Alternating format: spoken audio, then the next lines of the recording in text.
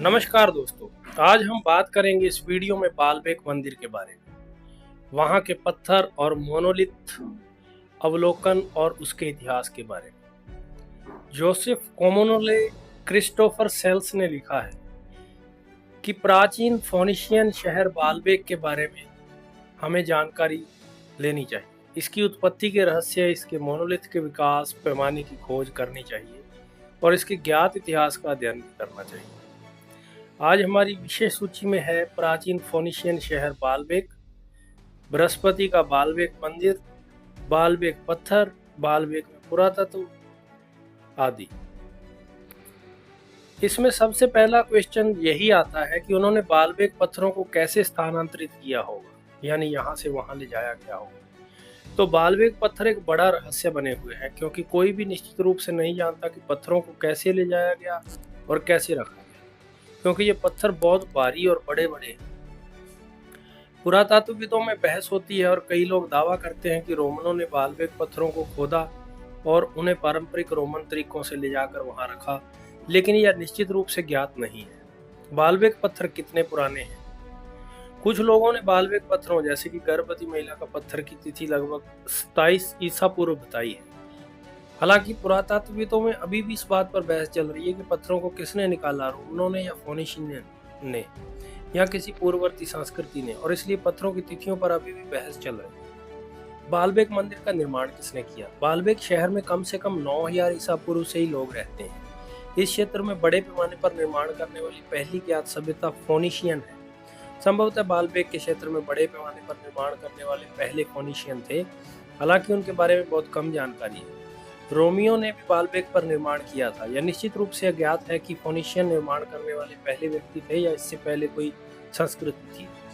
Baalbek का मंदिर क्यों बनाया गया? ऐसा लगता है कि बालबेक नाम से इस बात का संकेत मिलता है कि मंदिर क्यों बनाया गया था। संभवतः यह फोनिशियन आकाश देवता बाल की पूजा करने के लिए एक स्थान था, हालांकि कोई भी निश्चित रूप से नहीं जानता। बालबेक मंदिर क्यों महत्वपूर्ण है? बालबेक मंदिर इसलिए महत्वपूर्ण है क्योंकि यह एक ऐसा स्थल क्षेत्र है जहाँ पिछले 11,000 वर्षों से या 9000 ईसा पूर्व से मनुष्यों का निवास रहा है।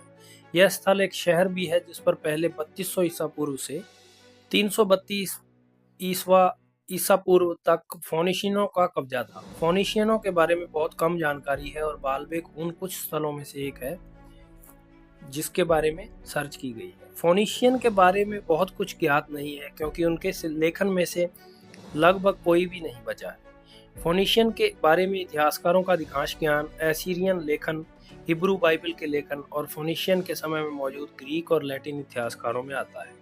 हालांकि इनमें से कई इतिहासकारों ने इन लोगों की कागज की किताबों से फोनिशियन कहे जाने वाले लोगों के लेखन को पढ़ने का उल्लेख किया है।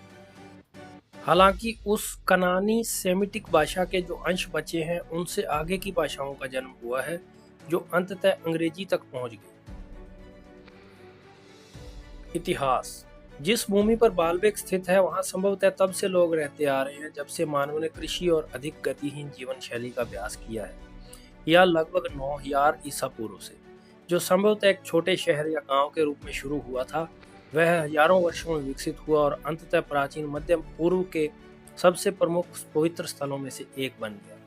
बालबेक में प्रमुख निर्माण कार्य सबसे पहले फोनिशियन के शासनकाल में शुरू हुआ था और यह फोनिशियन ही थे जिन्होंने फोनिशियन आकाश देवता बाल के लिए एक विशाल मंदिर बनवाया था। बाल फोनिशियन देवताओं में सबसे महत्वपूर्ण देवताओं में से एक थे, जिससे बालबेक पूरे क्षेत्र से तीर्थयात्रियों के लिए एक लोकप्रिय स्थल बन गया।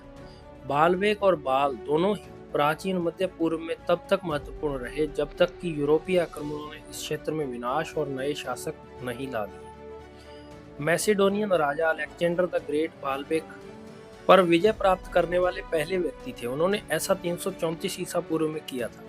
बालबेक का नाम बदलकर हेलियोपोलिस कर दिया गया, जो एक ग्रीक शब्द है जिसका अर्थ है सूर्य का शहर। रोमन काल तक इसने यह नाम बरकरार रखा।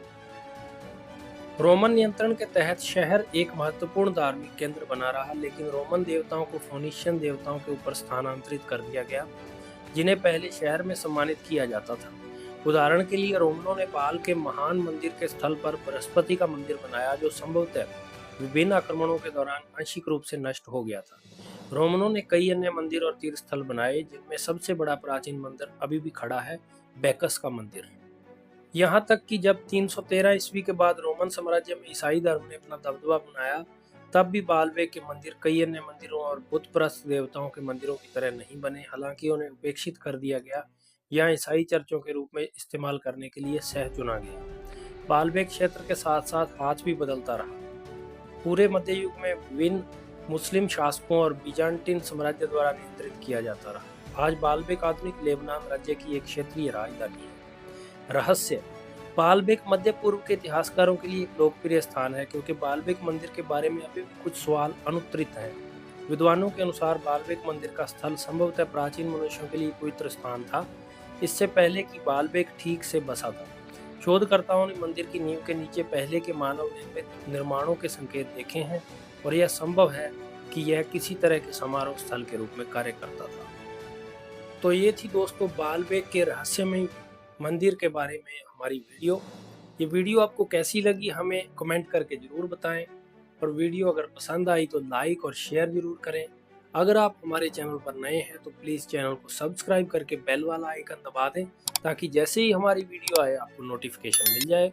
तो दोस्तों मिलते हैं फिर एक नई वीडियो एक नए टॉपिक के साथ, तब तक के लिए नमस्कार।